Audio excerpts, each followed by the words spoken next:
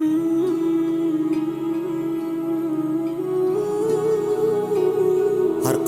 شاہ روم نے ابو سفیان سے کہا، میں نے تم سے پوچھا تھا کہ اس رسول کے ماننے والے بڑھ رہے ہیں یا گھٹ رہے ہیں؟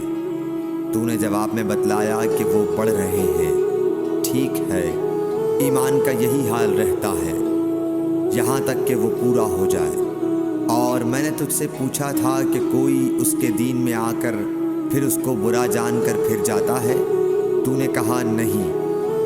اور ایمان کا یہی حال ہے، جب اس کی خوشی دل میں سما جاتی ہے تو پھر اس کو کوئی برا نہیں سمجھ سکتا۔ صحیح بخاری حدیث نمبر 51۔ حضور اکرم صلی اللہ علیہ وسلم فرماتے تھے، حلال کھلا ہوا ہے اور حرام بھی کھلا ہوا ہے، اور ان دونوں کے درمیان بعض چیزیں شبے کی ہیں جن کو بہت لوگ نہیں جانتے کہ حلال ہیں یا حرام۔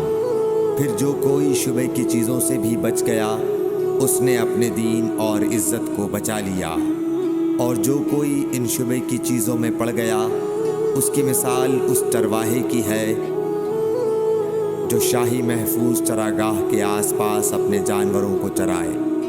وہ قریب ہے کہ کبھی اس چراگاہ کے اندر گھس جائے اور شاہی مجرم قرار پائے۔ سن لو، ہر بادشاہ کی ایک چراگاہ ہوتی ہے، اللہ کی چراگاہ اس کی زمین پر حرام چیزیں ہیں، پس ان سے بچو۔